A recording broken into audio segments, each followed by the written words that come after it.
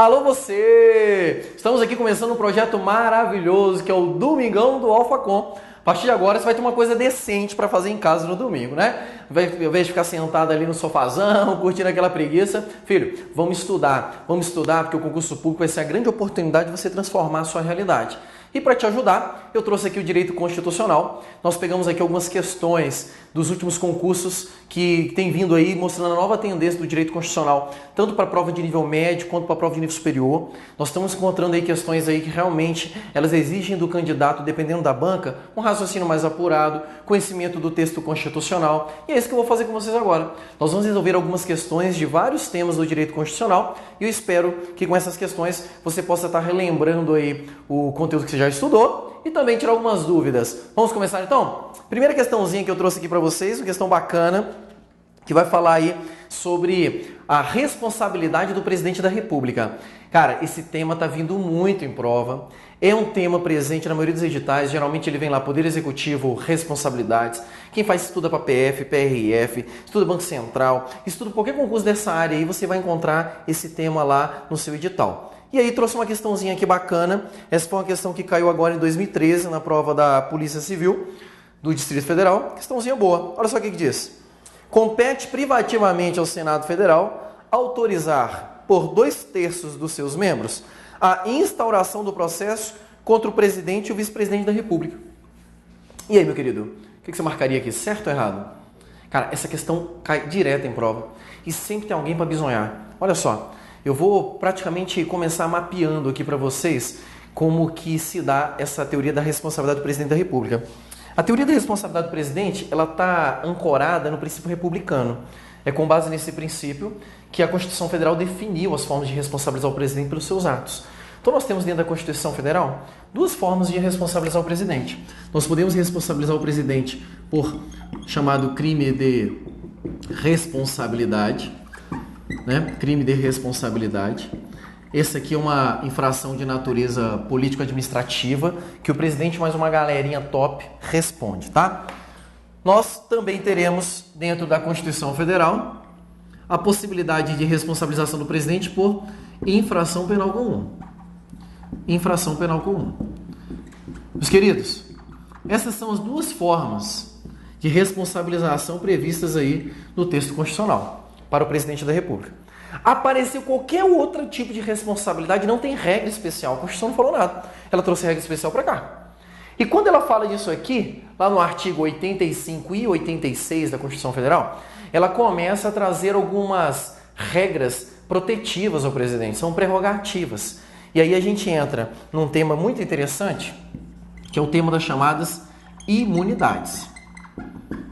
O presidente da República, por ocupar um cargo muito importante, ele é titular de imunidade. E aqui é um ponto interessante. A imunidade não é da pessoa, a imunidade é do cargo. Então, quem ocupa o cargo possui essa prerrogativa, essa garantia constitucional. E uma das garantias que o presidente possui, de natureza formal, haja visto o presidente da República não possuir imunidade material, é exatamente a imunidade que o presidente tem em relação ao processo. Olha que legal. O presidente possui uma imunidade em relação ao processo. O que significa? Para processar o presidente da República, tem que pedir autorização para um órgão. A questão fala disso.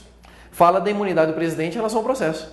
Só que tem um problema na questão. A questão falou que a autorização teria que vir do Senado Federal. Negativo, filho. Quem emite esse juízo de admissibilidade é a Câmara dos Deputados. A Câmara dos Deputados, pelo voto de 2/3 dos seus membros, vai autorizar o processamento do presidente da República. Tanto faz se é por crime de responsabilidade ou infração penal comum.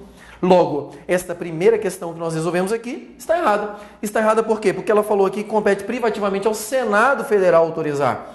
E não, compete privativamente à Câmara dos Deputados autorizar. Beleza? Você já tinha chegado nessa resposta? Espero que sim, viu, seu bisonho? Que se você não chegou, você tem que estudar mais, tá? Leitura do texto constitucional e assista nossas aulas ali para você compreender esse tema. Vamos para mais uma aqui? Mais uma questãozinha. E aí eu fiz um link aqui legal, porque dentro da mesma prova ali da Polícia Civil vieram várias questões sobre este tema do presidente da República. E aí eu tenho mais uma aqui. É uma questãozinha bacana que diz assim: se cometer crime eleitoral, o presidente da República será suspenso de suas funções até o julgamento final do respectivo processo. Nesse caso, a denúncia do fato ao Tribunal Superior Eleitoral e o acolhimento por esse tribunal serão requisitos legais para a instauração do processo. Cara, essa questão está tão bem redigida, está tão bem elaborada, que aquele maluco que nunca estudou com a gente, que nunca assistiu uma aula minha sobre isso, ele olha e fala assim, nossa, deve estar certíssimo isso aí. E tipo assim, não tem nada a ver. Essa questão está completamente errada. E viajou na maionese total aqui. Vamos mapear a viagem na maionese aqui? Ele começa dizendo assim, se cometer crime eleitoral, o presidente da República será suspenso suas funções até o julgamento final do respectivo processo. Primeiro erro que nós temos aqui é que a suspensão do presidente da República quando inicia o processo, ela não vai até o julgamento final. Ela vai pelo prazo de 180 dias. E a Constituição diz que isso vai ocorrer tanto se for infração penal comum quanto crime de responsabilidade. Neste caso aqui, nós estamos falando de crime eleitoral. Crime eleitoral, meu querido, entra aqui, ó, infração penal comum. Então, o presidente, ele ficará suspenso pelo prazo de 180 dias, a contar do início do processo. Por se tratar de infração penal comum, início do processo no STF. Olha o que mais diz a questão aqui. Nesse caso, a denúncia do fato ao Tribunal Superior Eleitoral, para tudo, não é o TSE. A denúncia do fato tem que iniciar o processo no STF, por se tratar de uma infração penal comum. E o seu acolhimento por esse tribunal serão requisitos legais para a instauração do processo. Então, tem que ter o acolhimento, o recebimento da denúncia ou queixa pelo STF para que o processo possa continuar. Então, questão erradíssima, também atrelado a este tema aqui de garantias do presidente da República, ok? Então, lembre-se, se é infração penal comum, STF, se é crime de responsabilidade, Senado Federal. Essa é uma prerrogativa do presidente. Essa aqui, então, dentro do quadro que eu sempre monto, ela é a segunda prerrogativa do presidente da República. É a prerrogativa em relação ao foro, chamada prerrogativa de foro. Prerrogativa de foro. O que é foro, Daniel? Ué, foro, o verbo foro, foro, nosso foro. Lógico que não, né, seu bisonho? Foro aqui é o local de julgamento. E o local de julgamento para o presidente vai ser 2 locais. Guarde isso aqui, cara, que isso aqui despenca em prova. Olha só, o presidente da República, ele terá 2 prerrogativas de foro. Ou o presidente da República será julgado no STF, toda vez que ele cometer chamada infração penal comum. O presidente cometeu infração penal comum, ele será julgado no STF. Segunda prerrogativa de foro do presidente é no Senado. Quando que o presidente será julgado no Senado? Todas as vezes que ele cometer o chamado crime de responsabilidade. Muito cuidado com isso aqui, que isso aqui despenca em prova. Tá? Hoje, domingão de sol, crime de responsabilidade. Domingão de sol, você aprendendo garantias do presidente da República por ser titular desse cargo tão importante, ok? Então, olha só que legal. Vimos aqui já 2 garantias, 2 prerrogativas que o presidente tem em 2 questões que estavam na mesma prova. Cara, você tinha que ter assistido só uma aula minha para você matar. Nossa, Daniel, 2 questões, calma, ainda tem mais uma. Olha a outra questão que caiu aqui também, atrelado a esse tema de garantias do presidente da República. A gente estava na mesma prova da Polícia Civil do DF. Olha só. Caso cometa infrações comuns, o presidente da República não estará sujeito à prisão enquanto não sobrevier sentença condenatória. Então aqui nós temos mais uma pergunta sobre prerrogativa do presidente. Eu pergunto, vocês acham certo ou errado essa questão? Vou repetir de novo para vocês, olha só. Caso cometa infrações comuns, o presidente da República não estará sujeito à prisão enquanto não sobrevier sentença condenatória. Certo ou errado isso aqui? É lógico que está certíssimo. O artigo 86, quando traz essa regra, ele vai exatamente trazer como a terceira prerrogativa do presidente da República. Olha só que legal. Prerrogativa em relação à prisão. Prerrogativa em relação à prisão. O presidente da República, ele não pode ser preso sem que antes haja uma sentença condenatória. Tem que ter sentença condenatória na parada. Muito cuidado com isso em prova. Meu querido, ele só vai poder ser preso se ele cometer uma infração penal comum. Ele vai ser julgado pelo STF. E essa infração penal comum tem que estar atrelada à função dele. Tem que estar atrelada à função dele. Por quê? Porque o STF só será competente para julgar originariamente uma infração penal comum do presidente se essa infração for cometida em relação à função ou em razão da função. Infração penal comum no exercício da função de presidente. Daniel, e se o presidente, então, ele responder por esse processo no STF e ele for condenado? Aí, se ele for condenado, ele pode ser preso. Daniel, e se ele não for condenado? Se não for condenado, não pode ser preso. Então não existe prisão processual para o presidente da República, ou preventiva, ou cautelar. O presidente da República não pode ser preso, por exemplo, em flagrante delito. Por quê? Porque para o presidente ser preso depende de uma sentença condenatória. Tranquilo até aqui? Veja que legal. Em 3 questões nós matamos aqui 3 temas fundamentais. E só para fechar com chave de ouro isso aqui, não tem nenhuma outra questão que eu coloquei sobre esse tema. Teria aqui uma 4ª prerrogativa do presidente da República, que é a chamada irresponsabilidade penal relativa. Irresponsabilidade penal relativa. Essa aqui também é muito cobrada em prova. Só para fechar esse quadro, porque a gente fechando esse quadro, você fica praticamente aqui com um aperitivo, tá, gente? É um aperitivo da minha aula sobre responsabilidade do presidente. A gente fecha aqui com as 4 garantias deles. Aí, responsabilidade penal relativa, só para você não ficar aí curioso, também está previsto no artigo 86, ela diz o seguinte: o presidente não pode ser responsabilizado por atos alheios ao exercício das suas funções. Então, neste caso aqui, se o presidente da República, ele comete, por exemplo, uma infração penal comum que não tenha nada a ver com a sua função. Ele mata um cara num bar, né? Que se não tem nada a ver com a sua função, aplica-se a ele essa imunidade e responsabilidade penal relativa. Ou seja, enquanto ele estiver no cargo titular da prerrogativa, ele não pode ser responsabilizado por esse ato, porque é um ato alheio ao exercício da sua função. Mas se você quiser saber mais sobre isso aqui, você acessa, adquire um curso nosso, que eu vou te explicar isso aqui, cara, nos seus mínimos detalhes, e você vai gabaritar qualquer questão de prova, seja de nível médio, seja de nível superior. Beleza? Eu trouxe mais umas questões aqui legais para você. Olha só que legal. Aqui a gente trouxe umas questões sobre presidente, né? E agora eu queria falar uma questão sobre princípios fundamentais, que é um tema que está caindo bastante em prova também. É um tema que, ele, quando cai em prova, ele vem numa carga doutrinária maior. E aí pode até ser numa banca da FCC, por exemplo. Se pegar uma questão de princípios fundamentais, pode vir uma questão doutrinária ali mais pesada, tá? Olha só essa questãozinha aqui. Entre os princípios fundamentais da República Federativa do Brasil, inclui-se o princípio democrático, que se refere ao exercício direto e indireto do poder pelo povo. Então, dentre os vários princípios fundamentais, ele está perguntando aqui sobre o princípio democrático. E ele fez uma afirmação, que o princípio democrático é exercido de forma direta ou indireta. Daniel, o que a Constituição me diz sobre isso aí? Acompanha comigo aqui, olha só que legal. A Constituição Federal, quando fala do princípio democrático, e essa previsão está no artigo 1º da Constituição Federal, porque a Constituição diz que a República Federativa do Brasil é um Estado democrático de direito. E depois, no próprio parágrafo único do artigo 1º, a Constituição diz assim, fala assim, todo poder emana do povo que o exerce por meio de representantes eleitos ou diretamente nos termos da Constituição. Então, meu querido, a democracia no Brasil, ela pode ser exercida de forma direta ou de forma indireta. Democracia no Brasil pode ser exercida de forma direta ou de forma indireta. Por este motivo, a democracia no Brasil, ela é chamada de participativa ou semidireta. Exatamente por essa possibilidade dupla. Então, nós temos aqui de forma indireta e simples, por meio de representantes. Então, quando você escolhe um parlamentar para te representar, democracia exercida de forma indireta. Quando você exerce de forma direta, a Constituição trouxe alguns exemplos lá, que estão no artigo 14 da Constituição, por exemplo. Nós temos ali o plebiscito, o referendo, a iniciativa popular.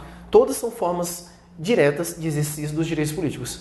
Considerando isso, essa afirmação do próprio texto constitucional, a questão que acabamos de ler agora, é uma questão que está corretíssima. Falando sobre princípios fundamentais, uma questão que está correta. Se você marcou correta, você com certeza acertou. Tranquilo? E eu trouxe mais uma aqui, questãozinha legal para você também, de princípio. Nós temos aqui o princípio constitucional da igualdade, garante a todos o direito ao tratamento idêntico no âmbito da elaboração da aplicação da lei, sendo proibido qualquer tipo de tratamento normativo diferenciado. Essa é uma questão que atrela, ela alinha aqui princípios fundamentais com direitos fundamentais. Então, se você já assistiu meu curso, você deve ter assistido essa aula onde eu falo do direito à igualdade, quando eu falo do artigo 5º da Constituição. E fazendo esse paralelo aqui principiológico, questão muito boa, é uma questão recorrente em prova, ele está falando aqui de um direito, de um princípio da igualdade. O princípio da igualdade na sua prova, ele pode aparecer com outro nome, e você tem que ficar atento, tá? Pode aparecer com o nome de isonomia. Se aparecer na sua prova igualdade e isonomia, é a mesma coisa. Beleza? Queridos, a igualdade. O que é igualdade? Tratar todo mundo da mesma forma. Então, o artigo 5º expressa muito bem isso quando ele começa dizendo assim, ó, todos são iguais perante a lei, sem distinção de qualquer natureza, garantindo-se aos brasileiros e estrangeiros residentes no país a inviolabilidade do direito à vida, igualdade, liberdade, segurança e propriedade. Veja como é que a Constituição se preocupou com a igualdade. Ela começa dizendo que todos são iguais perante a lei. Depois, no próprio caput do artigo 5º, ela diz, garantindo-se a inviolabilidade do direito à igualdade. E como se não bastasse, inciso 1º, ela começa dizendo, homem e mulher são iguais perante a lei.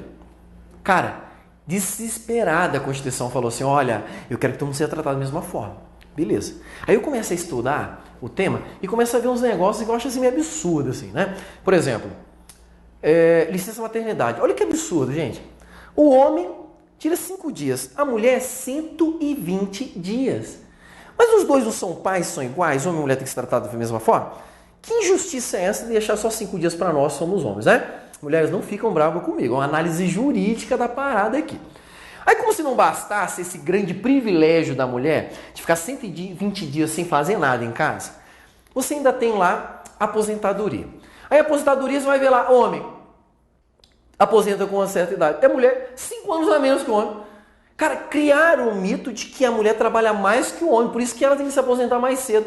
Olha só que absurdo. E aí eu fiquei pensando, falei, pô, agora você falou que era para todo mundo ser tratado da mesma forma. De repente você tem tratamento diferenciado, como é que pode isso? Isso é constitucional ou não é constitucional? E aí eu comecei a estudar e percebi que era constitucional. E por que tratar de forma diferente nesses exemplos que eu dei é constitucional? Porque a doutrina, quando conceitua o direito à igualdade, ela vai trabalhar com a igualdade sobre uma dupla perspectiva. Você tem uma igualdade chamada igualdade formal, você tem uma igualdade chamada igualdade material.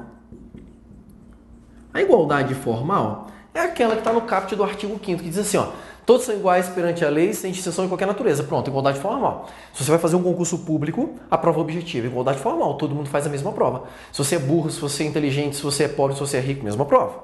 Todo mundo tem a mesma chance. Mas e a igualdade material? A igualdade material foi desenvolvida para corrigir distorções, para trazer uma efetividade de justiça. Porque percebeu-se que em algumas situações as pessoas são diferentes, então eu não posso tratá-las da mesma forma. Um portador de necessidades especiais, por exemplo, ele é cadeirante, ele é cego, ele não tem os bracinhos, as perninhas. Cara, como é que eu vou tratar ele da mesma forma que uma pessoa que tenha pleno vigor físico? Então, a Constituição pegou e criou reserva de vaga para esse cara. Mulher e homem no que tange a gravidez.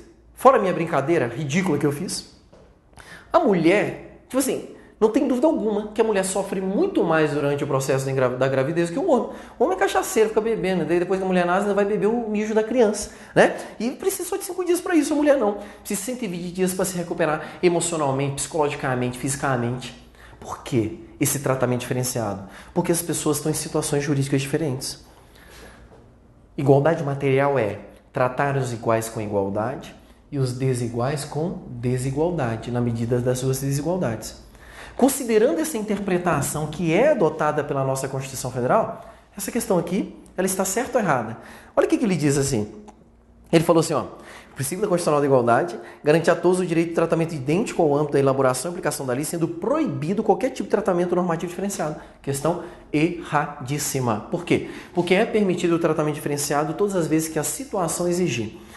2 pressupostos definidos por STF. Primeiro, tem que estar previsto em lei. Segundo, tem que ser necessário aquela situação para você dar um tratamento diferenciado. Tranquilo? Fizemos aqui uma abordagem desses temas, são temas muito cobrados em prova. Espero que você tenha aproveitado bastante. E se você precisar saber um pouco mais de direito constitucional, acesse os nossos cursos no Alphacom e se prepare de verdade com a equipe que vai ajudar você a mudar de vida. Um abraço e até a próxima. E aí, meu fartano, o que você achou desse vídeo? Se você gostou e quiser conhecer um pouco mais do Alphacom, você pode acessar esses vídeos que estão aqui, ó. Então, se você clicar nesse primeiro vídeo aqui, você vai ver algum vídeo do humor concurseiro. Cara, você dá uma quebrada nessa tensão e está estudando para concurso público, muito legal, vale a pena. Se você quiser ver a história dos milhares de aprovados que nós temos, você pode clicar no segundo vídeo, onde nós vamos ter depoimentos de muitos alunos aprovados. E se quiser conhecer um pouco mais do nosso trabalho, clique nesse terceiro vídeo, onde você vai ter acesso aos eventos gratuitos do Alphacom. E com certeza estaremos transformando a sua vida.